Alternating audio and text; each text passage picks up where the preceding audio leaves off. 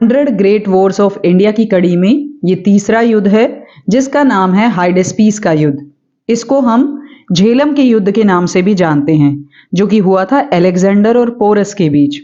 Alexander जो कि हम जानते हैं मैकेडोनिया का राजा था। मैकेडोनिया आज का जो ग्रीस है उसी कंट्री का हिस्सा हुआ करता था।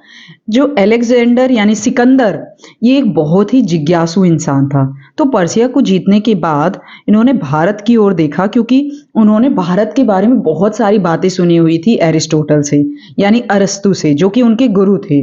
तो इसीलिए वो भारत के बारे में बहुत ज्यादा जिज्ञासु थे, वो देखना चाहते थे और उसे जीतना चाहते थे। लेकिन भारत में घुसने से पहले अलेक्जेंडर को सामना करना पड़ा महान पोरस का, जो कि झेलम और चेनाब के बीच का जो एरिया था उस एरिया का राजा था पोरस। और अलेक्जेंडर और पोरस के बीच में 326 बीसीई में लड़ाई हुई, युद्ध हुआ, जिसी को हम हाइडेस्पीस के युद्ध के नाम से जानते हैं।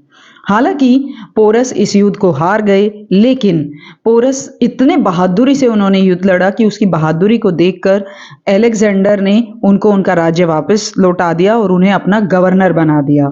युद्ध के बाद जो अलेक्जेंडर की सेना थी वो काफी थक चुकी थी और बहुत सालों से वो अपने देश से बाहर थे।